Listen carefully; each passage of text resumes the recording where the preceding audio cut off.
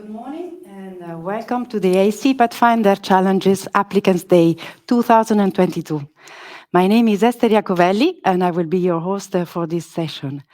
We are live from Brussels and I'm here in the studio together with Keith Sequeira, the head of unit of the EIC board, EIC strategy and feedback to policy. Hello, Keith. Hello, good morning to everyone. And here we have also Bart van Kanagen, the head of sector of the EIC Pathfinder unit. Yep. Hello, Bart. Good morning. Yep. And Catherine Boulanger, that is our deputy call coordinator for the EIC Pathfinder. Hello, Catherine. Hello, good morning. So I will leave now the floor to Keith for the opening of this session. Keith, the floor is yours, please. Thank you, Esther, and great pleasure to be here this morning and welcome to everybody from my part. Maybe I just start by saying a few words about the EIC Pathfinder.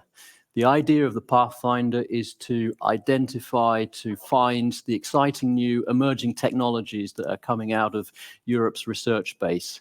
It's the successor of the Future and Emerging Technologies Programme, but it's putting it in the context of an overall innovation programme that's the European Innovation Council. I think it's important at the beginning of this Applicants Day to stress what's different about the EIC Pathfinder Challenges. First of all, the challenges are not just about identifying an area of technology that's interesting, it's also about setting a vision for what can be achieved in that technology, what breakthroughs are there. You will find this in the call text, you will find this in the challenge guides that have been published, and it's an area where the EIC program managers, who you will meet later on, have a leading role. Secondly, the way that we evaluate the applications for the EIC Pathfinder Challenges is also different. We have a two-stage evaluation process that you will hear more about, but at the second stage, as a big novelty, we look at the overall portfolio. So we're trying to find a portfolio of projects that can achieve the breakthroughs that have been set out for the challenge. And the third difference is the way the projects are managed. The program manager is very hands-on. You will be working together across different projects, across the portfolio, challenging each other, working together to really try and push each other to find the best way to meet the breakthroughs. So some important changes, but a very exciting areas of technology, areas of research, and areas of future innovation that you will be hearing about today. And I hope it's very useful for all of you and look forward to the discussion and the questions. Let me pass back to you, Esther. Thank you, Keith. Let's have a quick look to the agenda for this Applicant Day. We will now start with the general session on the EIC and the EIC Pathfinder Challenges. That will be followed up by a part on question and answer. Then at 10:30, we will start with the first breakout sessions. We will have three sessions running in parallel, presenting three different challenges. The first one is carbon dioxide and nitrogen management valorization, hosted by Francesco Matteucci, that is the ISMEA program manager for advanced materials for energy and environmental sustainability. Then the second breakout session will present the challenge on cardiogenomics, hosted by Yordanis Arzimanoglu, that is our program manager for health and biotechnology. Then the third session running in parallel will present the DNA-based digital data storage, hosted by Rumen Borisov, that is the acting program manager of this challenge. At 11:30, we will move to the second round of breakout sessions, and here also we will have three sessions running in parallel. The first one will present the challenge on mid to long term and system integrated energy storage, hosted by Antonio Marco Pantaleo, that is the program manager of energy system and green technologies. The second session will present the challenge towards the healthcare continuum, technologies to support a radical shift from episodic to continuous healthcare, hosted by Henrique Lavereau-Tanture, that is our program manager for medical technologies and medical devices. And the third session, but not the last, running in parallel, will be presenting the challenge on alternative approaches to quantum information processing, communication, and sensing. That will be hosted by Samira Nick, our program manager for quantum tech and electronics. So for your information, each session will be composed by in-depth presentation of the challenges, of the challenge, and a part on the question and answer. So don't forget to submit your question in Slido with hashtag EIC Pathfinder. You can do it from your mobile phone by scanning the QR code, or from your laptop going to slido.com page. Or the easiest way is to just go on the right side of your web streaming, and you can see a tab with the Slido, and you can type your question directly in there. So as you can see from the screen, in order to submit your question, you will need to select the good session. So if you want to submit a question for our speakers now in the general session, you will need to select the general Q&A. And if you have a specific question on any of the challenges, any of the breakout session, please select the right room session for the challenges referring to your question. So also do not forget to vote for the question you would like to be answered during these Q&A sessions. And if you think you missed something important, don't worry. We have we will publish all the presentation, the recordings, and the document of frequently asked questions in the EIC webpage. And let's dive into the first presentation from Bart. So Bart, the floor is yours. Thank you. Thank you, Esther. So I will start with what is the European Innovation Council. So the European Innovation Council is part of the Horizon Europe program. It's in fact a program within the program, and it's Europe's most ambitious innovation initiative. It's a program of 10 billion euro over 7 years to identify, develop, and scale up breakthrough technologies and disruptive innovations in Europe. In a sense, it's quite unique in the world because it combines research on future emerging technologies, as well as it combines it with an accelerator for developing the innovations in the startups and SMEs and to scale them up. At the same time, the EIC includes an EIC fund, and this makes it the largest deep tech investor in Europe, over 3 billion euro. And it will crowd in also other investors to invest in the new technologies and innovations. Another objective of the EIC is to enhance the European innovation ecosystem, and for that it will have partnerships with EIT, ERC, and also with national and regional agencies and ecosystem builders. So it's really a very ambitious program for this 7 years. We work with an annual work program, and we are currently in the second work program that was adopted in February this year for a total funding of 1.7 billion euro. So what is the EIC, and what are the instruments that the EIC is using to achieve all these objectives? In fact, we are spanning all the technology readiness levels, from research to innovation and market exploitation. And for that, we have 3 main instruments. It's the Pathfinder, the Transition Instrument, and the Accelerator Instrument. So with the Pathfinder, we support early stage research on breakthrough technologies.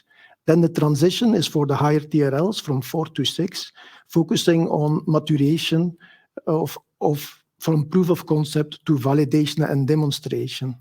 And then once the developments are even at a higher technology readiness level, we have the accelerator to support individual SMEs to develop and scale up the innovations. And this is with combined grants and equity investments for the higher TRLs. So as you can see, this is quite a comprehensive framework that tries to accompany all the stages of the innovation. Most of it is bottom-up, and this is for a large part. We are not targeting, or we are not specific on topics. However, it's complemented with also targeted funding on strategic technologies and challenges. Also, the EIC is steered by an EIC board of leading innovators, and these people come from different backgrounds. So we have entrepreneurs, investors, researchers, and ecosystem experts, and they are supporting the EIC and making recommendations on what to do next, and what works and what doesn't work. Further, once you have a grant or so, you can access business acceleration services. So we are offering this also to the beneficiaries of our grants. In addition, we have EIC program managers who will do proactive management and who will support you and help you on the way to make you successful. And once your innovations are ready, or your research results are ready for accelerator, you can even use the fast track access to this accelerator instrument. So as you can see, if you end up having a Pathfinder grant, you have to see it within this comprehensive framework of the EIC, and you can benefit from all the support the EIC is offering you to make you successful in your endeavors. So for the calls in 2022, here you can see them listed. You have here the overview of the different instruments. But on this Applicants Day, we are focusing especially on the Pathfinder Challenges call with a deadline of 19 October and the 6 specific challenges, of which you will hear much more in these breakout sessions later this morning. So now, before I tell you more about EIC Pathfinder and the challenges, I want to remind you that in case you have questions, please ask them in the room of the general Q&A. So regarding the EIC Pathfinder, so the EIC Pathfinder funds research to develop the scientific basis to underpin breakthrough technologies. And it comes in 2 flavors. We have an open call and we have a challenges call. The open call is a bottom-up approach with no predefined topics. And for the Pathfinder challenges, we look for top-down, challenge-driven calls for tackling specific technology breakthroughs that are tackled by portfolios of projects. And I'm coming back to this aspect of the portfolios. And we have 1 call of each every year. So the Pathfinder open call is already closed for this year, but there will be a next one next year. So let's now focus on the Pathfinder challenges. The main features, so it's on building new cutting-edge directions in science and technology. And by realizing innovative technical solutions that are grounded on high-risk, high-gain research and development. So we are ambitious, we want to take high risks because we expect then also high gain. And with this, we want to disrupt the market and create new opportunities in the market. In the challenges, we are establishing portfolios of projects for each challenge, and they are exploring the challenge as a whole by taking different perspectives, competing approaches, or complementary aspects. So it's not the goal that in your own project you are addressing the whole wideness of and the whole scope of the challenge.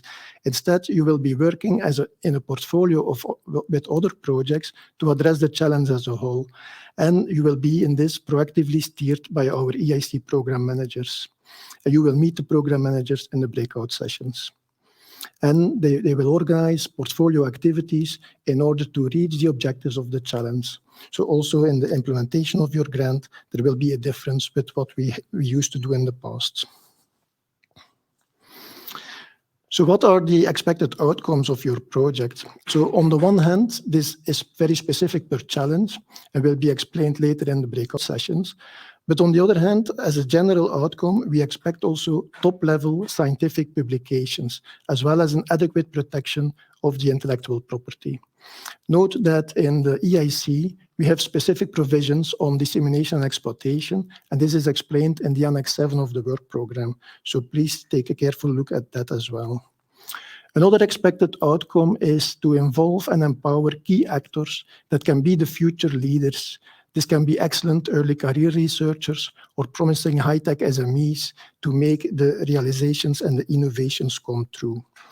Another outcome that we expect is to empower female researchers to achieve a gender balance among work packages, to receive a better gender balance in research, innovation, and also in entrepreneurship, as we are covering all the aspects within the EIC.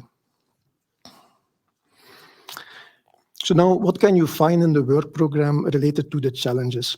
So the challenges are described in terms of their scope, in terms of their specific objectives, and in terms of their expected outcomes and impacts. And there are also some specific conditions that apply to the specific challenges.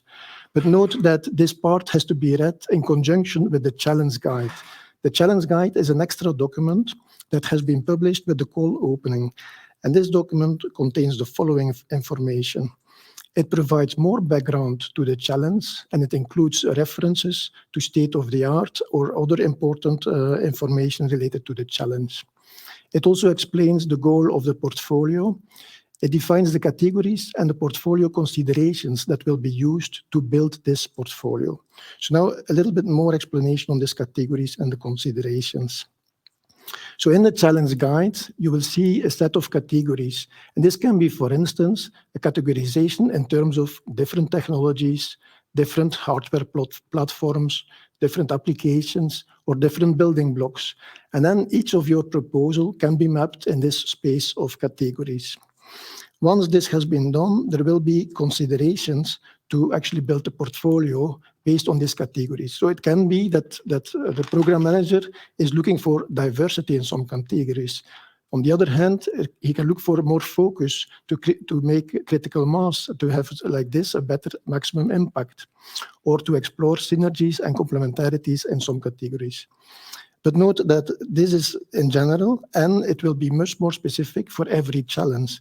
So that's why I refer to the 6 challenges separately, and this will be tackled in more detail in the breakout sessions later this morning.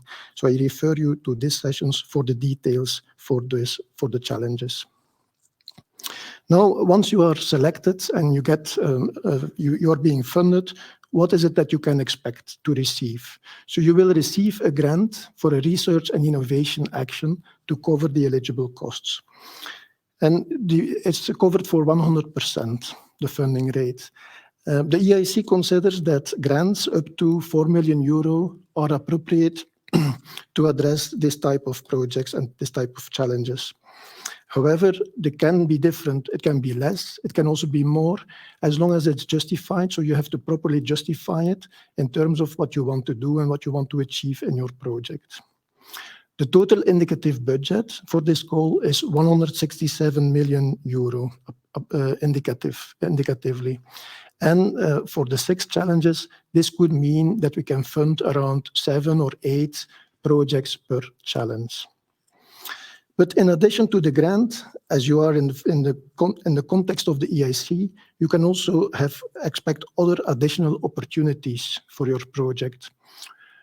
So for instance, you can be offered an EIC booster grant for extra complementary activities. Or if you have results that you want to push further, you can also submit a proposal in EIC transition. Or even if your development has reached a higher technology readiness level, you can even apply for an EIC accelerator via the fast track scheme. And in all cases, you are being supported with free access to business acceleration services. And in Pathfinder projects, this can be in terms of, for instance, trainings, innovation trainings, or boot camps to get to know how to make a business plan, etc. But before actually getting a grant, you will need to submit your proposal first. We will evaluate it, and then you will receive the feedback. And my colleague, Catherine, she will explain you then all the details on these steps. But before giving the floor to Catherine, I want to remind you to the Slido. So if you have questions on the previous part or in the next part, do not hesitate to put your questions on the Slido in the general Q&A session, and we will come back to them after our presentation. Over to you, Catherine. Thank you, Bart. Welcome from my side. So let's go and with how to submit your proposal. We will go very quickly to show you the procedure. So first of all, you have to go to the funding and tender portal. After, you will have to look after the Pathfinder Challenges 2022 call. And then you will see all the challenges, the 6 challenges. So what is important is to choose the right one which match with your proposal. When you will click on the challenge, the specific challenge, you will find all the important information such as the submission deadline, the topic description, the challenge guide, the condition and document required. And also, if you are looking for partners to collaborate on the specific challenge, there are announcements and also all the support documents. All information needed are there. So we are strongly advise you to read carefully all provisions before starting the preparation of the application. And then when you are ready, you can start the submission. So the first information that will be asked is the PIC number of the organization. The PIC number is the participant identification code. Each organization has a unique PIC number. If your organization doesn't have a PIC number, it means that it's not in your system, then you are requested to create one. Then the proposal acronym is also asked and a brief description. So, proposals are submitted using the application forms available in the submission system, and the application form is structured in 2 parts, Part A and Part B. Part 8 contains the structured administrative forms with data on the participant, legal declarations, and contact persons retrieved from the submission system screen. It also contains the summary budget for the proposal and ethics and security specific questions. One Part B, it's the narrative part. It contains the technical description of the project with the planned activities, the work package, cost, and other information. And just to know, it must be uploaded as a PDF. So coming back to Part B, you will find the award criteria, which are the excellence, impact, and the quality and efficiency of the implementation that we will talk about a little bit later. In Part 8 is generated while entering the data into the submission system, while Part B needs to be prepared outside the system as a separate document. So all participants can contribute to the parts, but it is the person from the coordinating organization who created the application, the one to finalize and submit the application. If you are the coordinator, your task is to make sure that you will have the mandate of all participants to submit the application. If you also another task is to check that the application is coherent and Part A and B are consistent, especially regarding the budgetary information. You have to make sure that all sections are completed and no annexes are missing. So when we're writing Part A and Part B, you will also need to pay attention to aspects like ethics, intellectual property, and communication and dissemination of results. All the details are in the funding tender site, as well as the complete online manual, including step-by-steps, a full description on what must be done. Now, when the proposal is submitted, the agency will check the admissibility, which means if the proposal is properly put together, and the eligibility, if the proposal fulfills eligibility conditions. As you can read on the slide, for an application to be admissible, it should be complete, readable, accessible, and printable. Be careful. It is 25 A4 pages for Part B of the proposal. Any extra pages will be disregarded and be blanked. Now, regarding the eligibility of the proposal, eligible activities are the one described in the call condition. Minimum number of partners as set out in the call condition, at least one legal entity established in a member state or associated country, and in case of 2 beneficiaries, each established in 2 different member states or associated countries. If more than 2 beneficiaries, then at least 3 independent legal entities with at least 1 legal entity established in a member state and at least 2 other independent legal entities each is established in different member states or associated countries. For calls with deadlines in 2022 and onwards, participants that are public bodies, research organizations, or higher education establishments from member states and associated countries must have a gender equality plan in place. So both admissibility and eligibility conditions are set out in the call condition of the topic page and can also be found in Annex 2 of the general condition for the proposals of the EIC program, Work Program 2022. About UK, UK is considered as associate country for the eligibility rules at evaluation stage. A partner who is not requesting funding can join as associate partner and is not counted as beneficiary for these eligibility rules. As for the participation, in order to be automatically eligible for funding, the applicant must be established in one of the eligible countries, such as a member state, including overseas countries and territories. Furthermore, this also applies to those countries associated to Horizon Europe. Another case of non-EU countries, which are automatically eligible for funding, is the low and middle income countries. For a complete list of these countries, you can go to the Horizon Europe Program Guide. To see whether your organization is eligible for funding, you can also check the call condition on the topic page. Please note that countries not considered automatically eligible for funding might exceptionally be funded, but we will talk about this in our next slide. So participants from other countries can be exceptionally funded only if their participation is considered essential. Participation is considered essential for the action if there are clear benefits for the consortium, such as outstanding competence or expertise, access to research infrastructure, access to particular geographical environment, and access to data.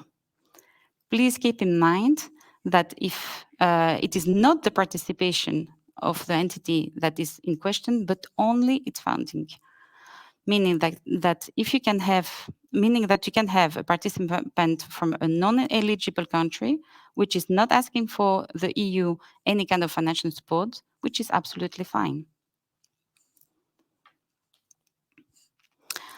So let's continue with a brief description of the entire evaluation process for Pathfinder Challenges, just for you to understand why an evaluation can take months and months.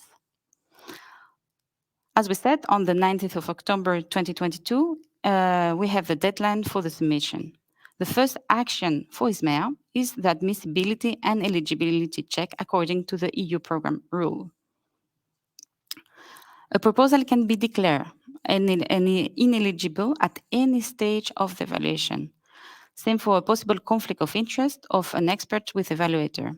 For that reason, both are checked during the whole evaluation process. So after the first control, the proposal is allocated to 3 evaluators. They will start the proposal evaluation and write an individual evaluation report. Just to say here that we have also the quality controllers that are checking the content of each evaluation report to be sure that it's written correctly and that it's following the evaluation guidelines. And then we have the cross-reading phase. The cross-reading phase is basically the preparatory phase for the panel discussion.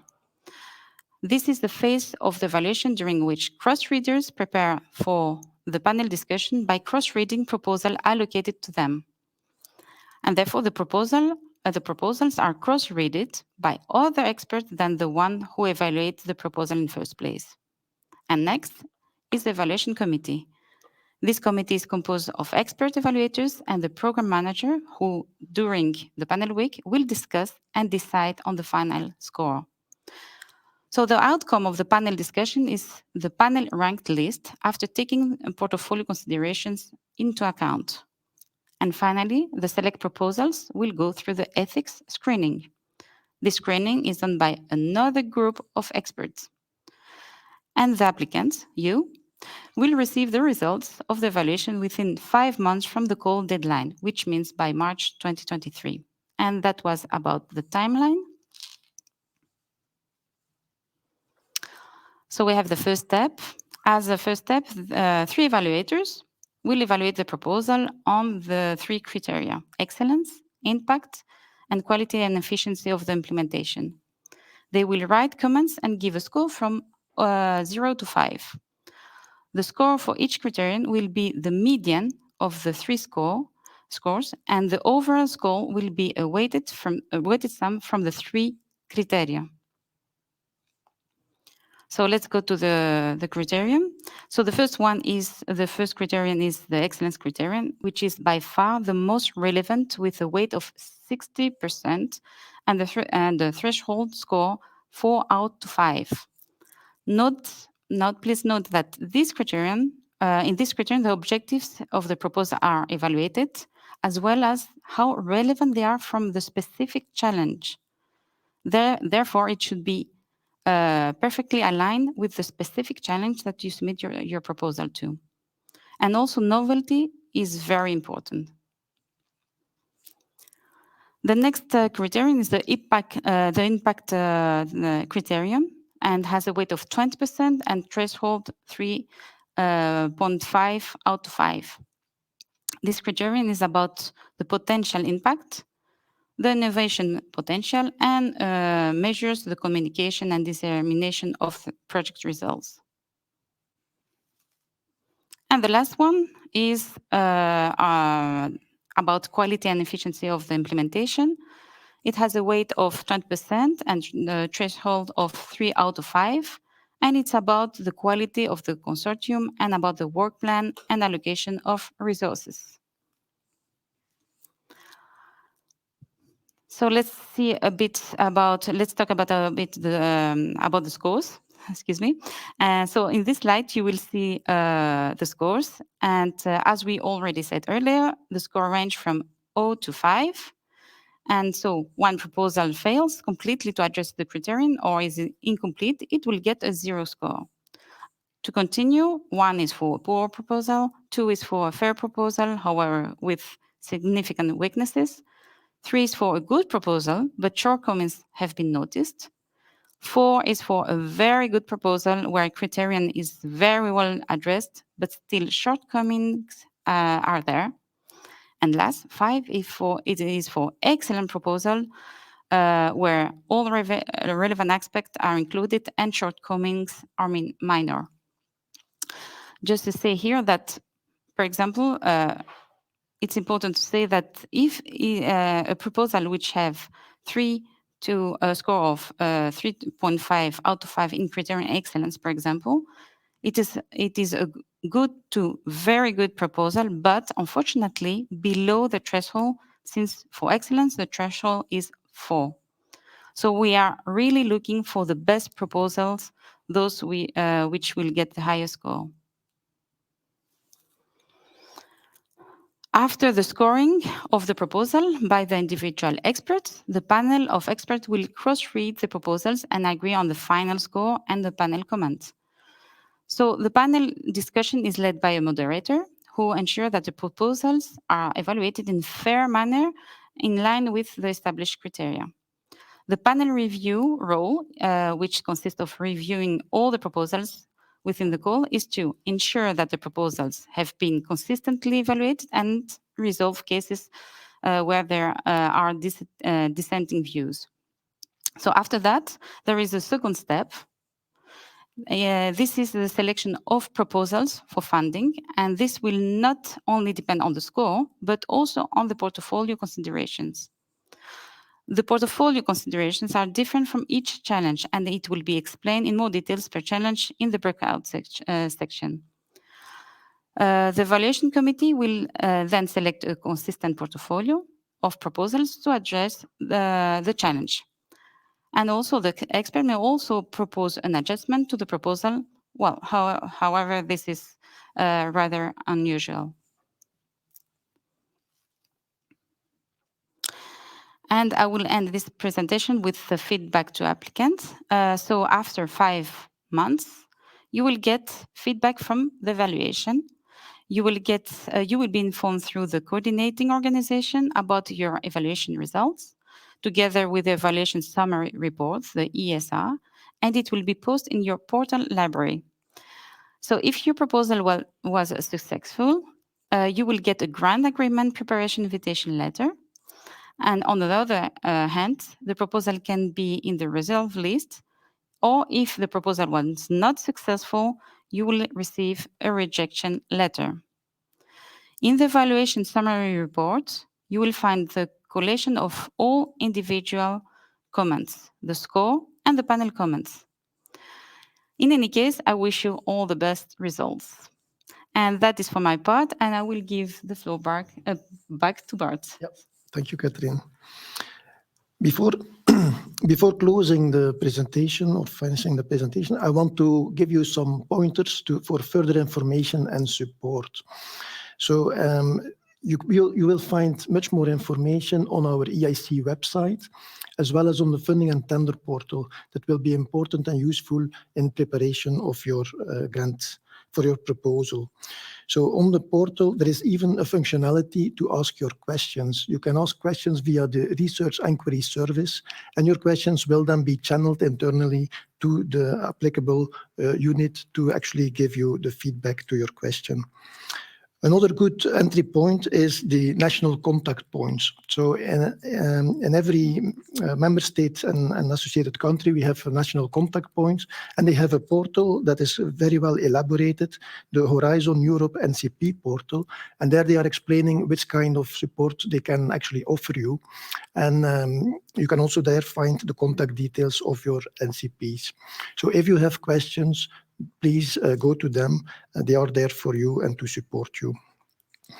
So with this, I want to thank you very much for your attention.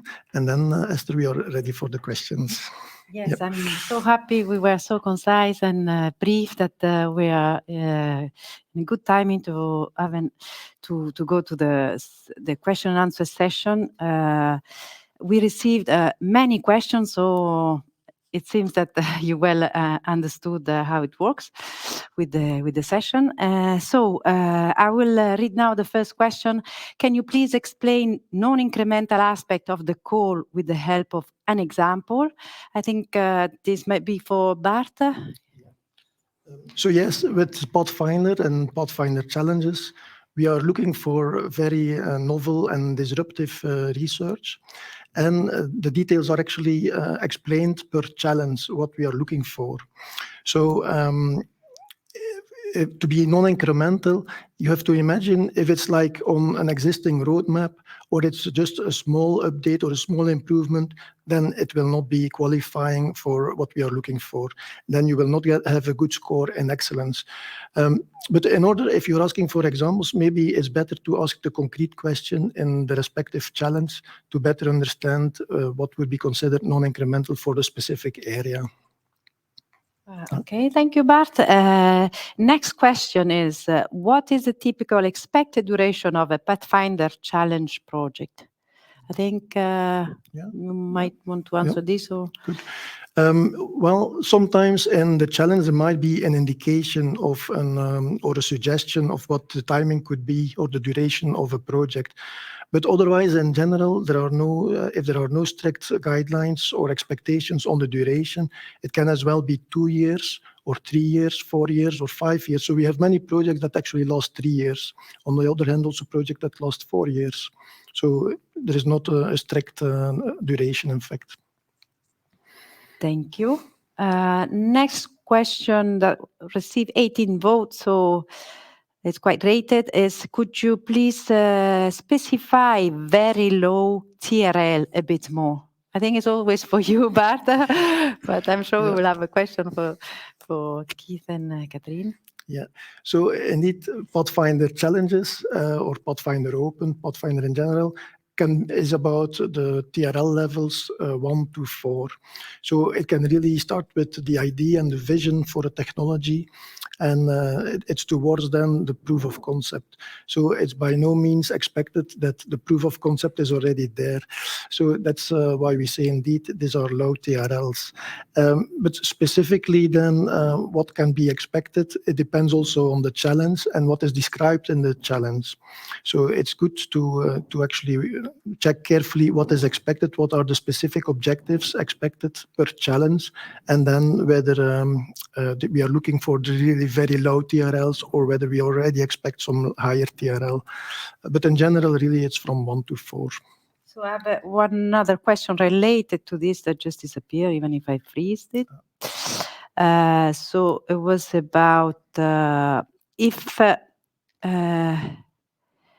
technology or a product is a TRL 4, but sorry, no, okay, this is what we didn't want to happen.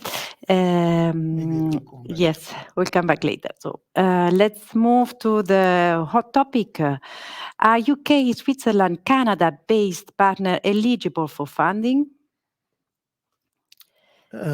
Yeah, well, this is, I don't know if you want to answer.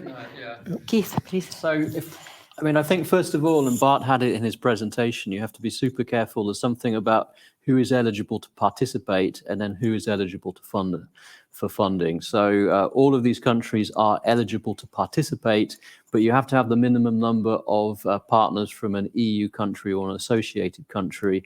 And at present, none of these 3 countries are associated countries, although this may change in future. As they are all developed countries, none of them, partners from these countries, are eligible for EU funding, unless, as Catherine explained, they are considered exceptionally to be essential for the project. But what you should also look at is that some of these countries provide their own matching funding. So typically partners from these countries will be self-funded. They will be funded from other sources. And some of these countries have arrangements in place to provide that funding. Okay, thank you, Keith. Anything to add? Yes, and also, like Catherine was saying, the UK is considered still as an associated country at the moment of the evaluation. However, at the moment of signing the grant, if it's not considered then, if it's not an associated country by then, indeed they are not eligible for funding at that moment. But as Keith was explaining, there is another source of funding available at the national level then. Thank you. Let's move to the next question regarding the EIC Pathfinder Challenges call. If an entity apply without a consortium, will that be a disadvantage for approval? Maybe Catherine, you wanna? I can also take it. Yes, Yeah. okay. No, it would not be considered a disadvantage. So we do have, from the first challenges call of last year, we do have some projects with a single entity. So it's the strength of the proposal that counts. And if a single entity is able to put such a strong proposal forward that is scored high in the evaluation and selected for funding, then this is perfectly possible. So it has to be authentic. And if it's convincing, then there's as well equal chance when you apply as a single entity than if you apply as a consortium. Okay, thank you, Bart. Next question. Should we perform some initial experiment tests first at the laboratory and on the basis of initial tests propose the idea has high feasibility? Yeah, well, I think this goes also towards the excellence criterion. So in the excellence criterion, the objectives of the proposal are being evaluated, as well as the methodology to indicate whether the research is indeed feasible and whether the methodology will result in achieving the objectives. So I don't want to concretely say what would need to be there, but it's up to you then to build your strong methodology to make it convincing in the evaluation that the experts are convinced that it's indeed feasible what you're proposing. So this question was just related to another question that the same person submitted. How can we show the proposed idea is high risk, high gain, but also feasible? High risk implies high chances of failure and low feasibility. Back to feasibility. Yeah. Yes. I think this is ready for you, the applicant, to put this forward in your proposal. We understand there is a high chance of failure because we want things that are at the frontier, that are on the edge, that haven't been done before, and clearly there's a risk of failure there, so this is part of it.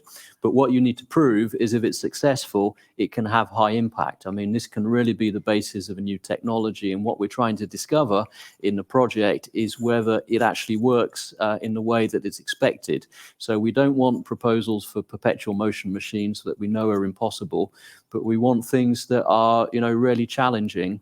I think there's also something else that can happen in these projects, because when you're at the edge of new technologies, new science, you can find out that it's very successful, but not in the way that you expected. If you look at the history of innovation, you see a lot of this comes from serendipity and technologies that were developed for one purpose that were then used for another.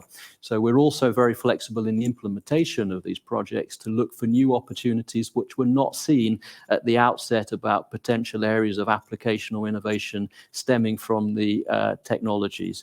But it's very much up for you in the applications to prove to us and to the evaluators that this is feasible, but we are looking for things that have high risk, and of course with that comes the chance that they will not succeed.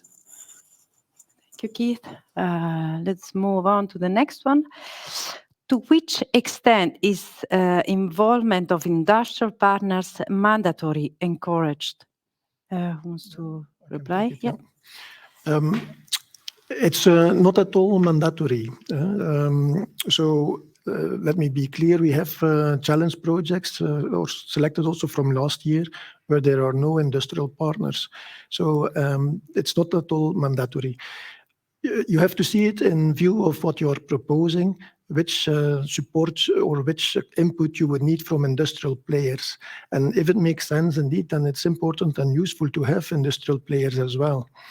On the other hand, we also believe in research organizations and universities that can spin out startups and spin-offs that actually take care of the further development and exploitation of the innovations. So routes are possible.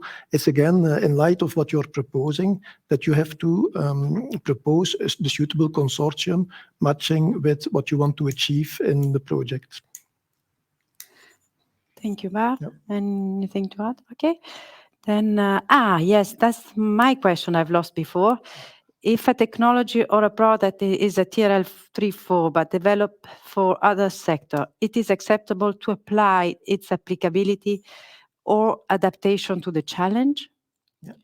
Yeah, I would say yes. So, yeah. I mean, there's no secrets in the, all of these projects will be evaluated exactly on the same basis, exactly on the same criteria that Catherine explained. But I mean, pay attention to the novelty criteria.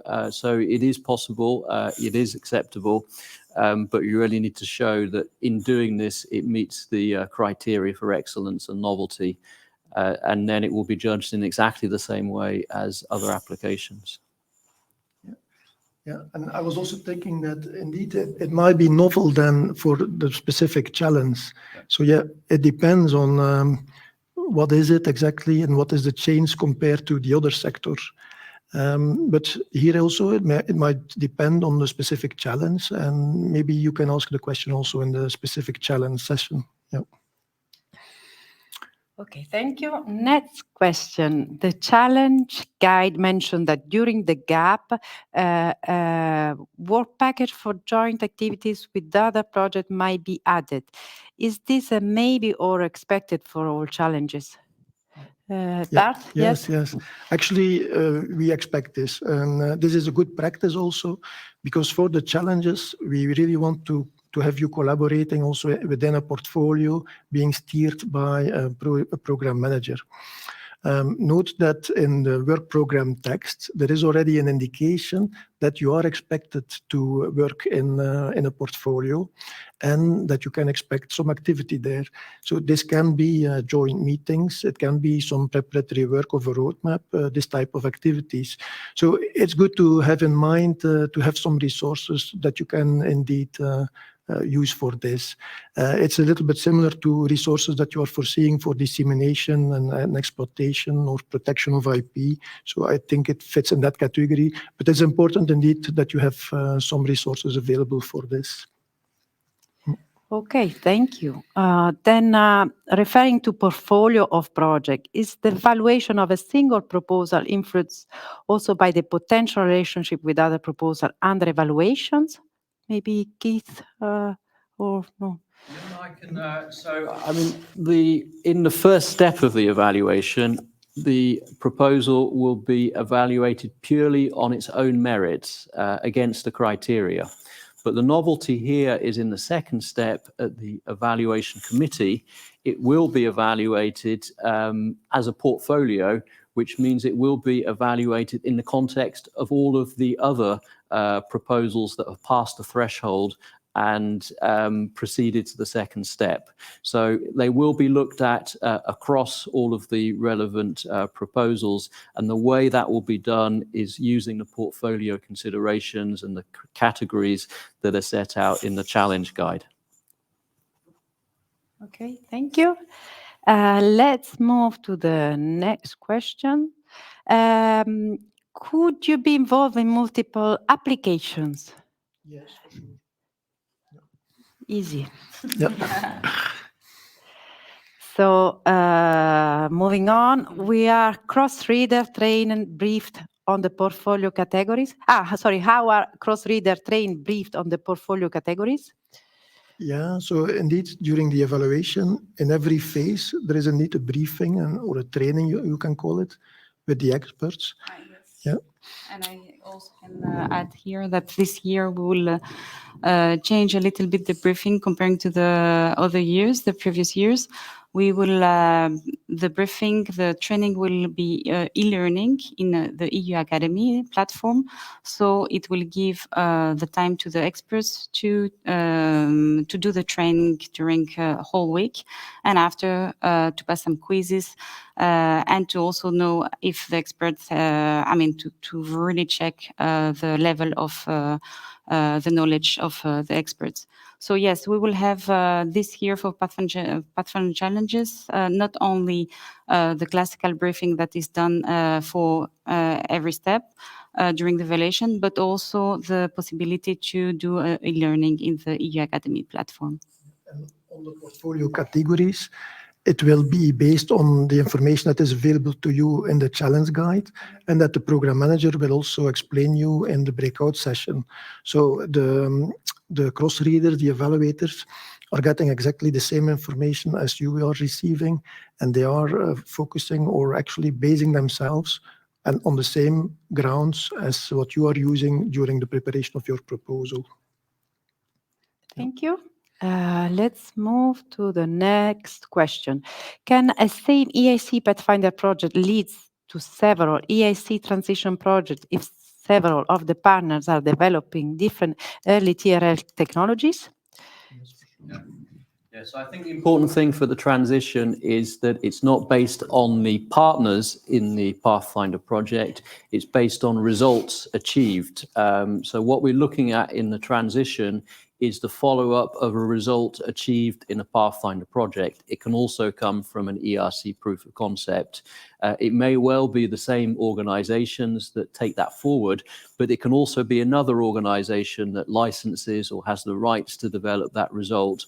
And there are no limits in terms of how many results from a Pathfinder project can then be accepted in the transition. I mean, you will need to look at the criteria for the transition, but there can well be several different results from a Pathfinder project or different application areas, which can then be lead to applications and funded projects under transition.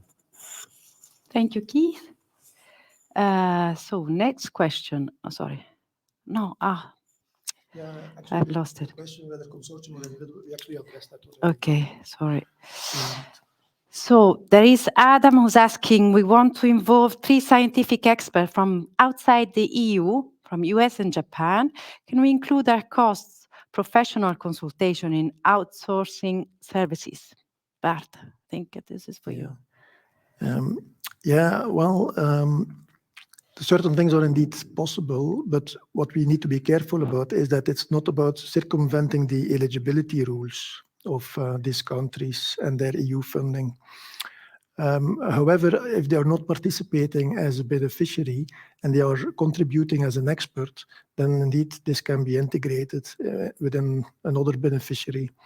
But it needs to be carefully looked at that it's not a way of circumventing eligibility rules for funding. Yeah. Thank you, Bart. So I will reply to the last question because the time is running and I've lost it, but it's fine. The last question, where you will find this presentation.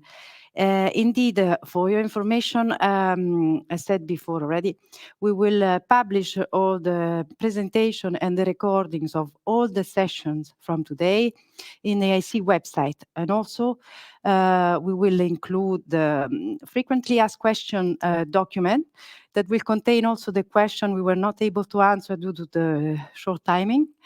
Yes, everything will be available online. I would like to thank you for staying with us, our speaker for their presentation and their present. And I think it's time to conclude here. Yeah. If you want to say the last words. Yeah, well, we will get back to the questions and we will still answer the questions afterwards. Yeah, and maybe now for the breakout sessions. Yes, indeed. I will now explain you how to go to the breakout sessions. You can see on the left-hand side of your web streaming a small icon with 3 persons probably, which mentions sessions. So if you click there, you will be landing on a page with the 3 hyperlink presenting the 3 first breakout sessions. So click there and you will be connected to the breakout session first round now. And you will do the same at 11:30 to connect to the next breakout session. So stay with us and continue to be so active and asking all the questions in Slido. Thank you.